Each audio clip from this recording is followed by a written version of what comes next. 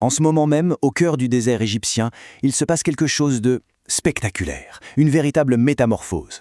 L'Égypte, ce n'est pas juste de nouvelles villes qu'elle est en train de bâtir, non, c'est carrément un nouvel État qui sort de terre. Alors forcément, quand on voit ces projets titanesques, ces milliards qui sont investis, eh bien, une question s'impose, une question essentielle. Au fond, pour qui est-ce qu'on construit cette nouvelle Égypte? C'est ça qu'on va essayer de comprendre ensemble. Bon, pour bien comprendre, il faut remonter un peu. Comment est-ce qu'on en est arrivé là? Il faut savoir que ces projets, ils ne sortent pas d'un chapeau, loin de là. Tout ça, c'est le résultat d'une stratégie nationale, une vision vraiment, vraiment ambitieuse pour le futur du pays. Il faut se rappeler du contexte économique récent, une inflation assez forte qui a vraiment pesé sur le quotidien des gens. Et pourtant, et c'est ça qui est assez paradoxal, c'est justement de cette situation compliquée qu'est né un nouvel optimisme, avec toute une série de plans, disons-le, plutôt audacieux. Alors cette fameuse stratégie, elle a un nom, Vision Égypte 2030. L'objectif, sur le papier, il est à la fois simple et super ambitieux.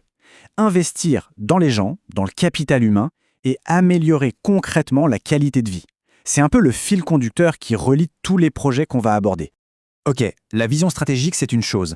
Mais sur le terrain, concrètement, ça donne quoi? Eh bien, ça donne des chantiers d'une échelle, mais vraiment colossale. Des projets qui sont en train de redessiner littéralement la carte de l'Égypte. Et le symbole absolu de cette ambition, le projet phare dont tout le monde parle, c'est bien sûr la nouvelle capitale administrative. Il faut essayer d'imaginer un peu le truc. Une ville entière, construite de A à Z, qui sort littéralement du sable en plein désert, juste à l'est du Caire. C'est monumental.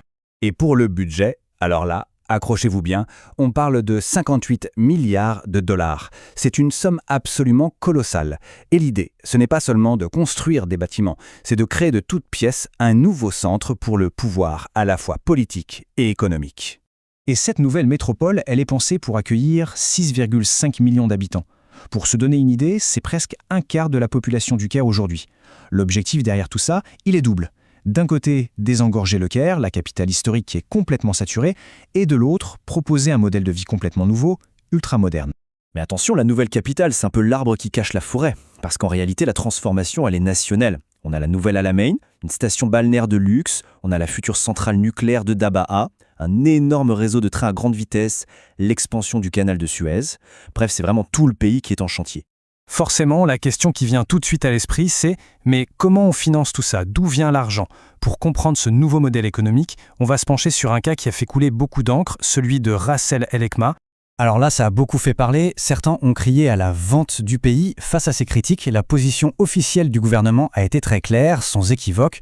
Non, il ne s'agit pas de vendre le territoire, mais bien de construire des partenariats économiques stratégiques. Et la nuance, elle est super importante. Prenons l'exemple de Ras El Ekma. Dans ce modèle de partenariat, l'Égypte garde 35% des bénéfices futurs du projet. Le terrain n'est pas vendu, c'est son développement qui est confié à un partenaire. Et ça change tout par rapport à une vente classique, qui aurait juste rapporté de l'argent une seule fois, sans aucun intéressement sur le succès du projet à long terme. D'ailleurs, Ras El Ekma, ce n'est pas un cas isolé. Ce modèle, on le voit se répliquer avec d'autres partenaires du Golfe, par exemple avec le Qatar, pour le projet de Ras Al Roum.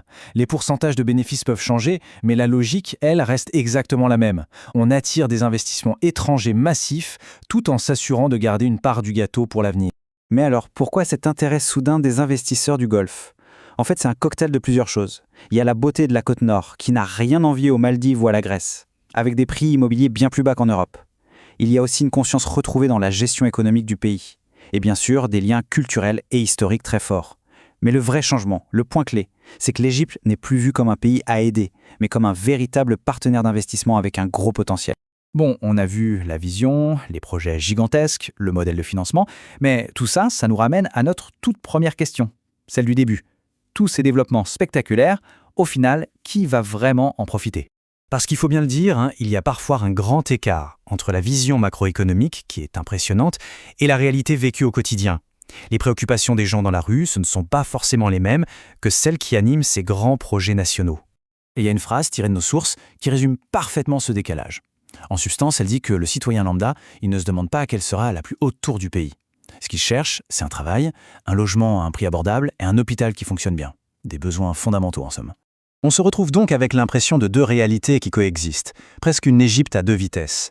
D'un côté, on a la grande vision, la stratégie tournée vers le luxe, les destinations de classe mondiale pour attirer des devises étrangères, Et de l'autre, il y a les besoins urgents, le quotidien des gens, la lutte contre le coût de la vie.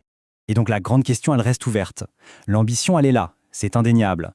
L'échelle de ces projets, elle est historique. Mais est-ce que ces chantiers monumentaux vont vraiment réussir à créer ce fameux saut qualitatif pour l'ensemble du pays et de ses habitants? C'est ça le grand défi de cette nouvelle Égypte qui se construit sous nos yeux.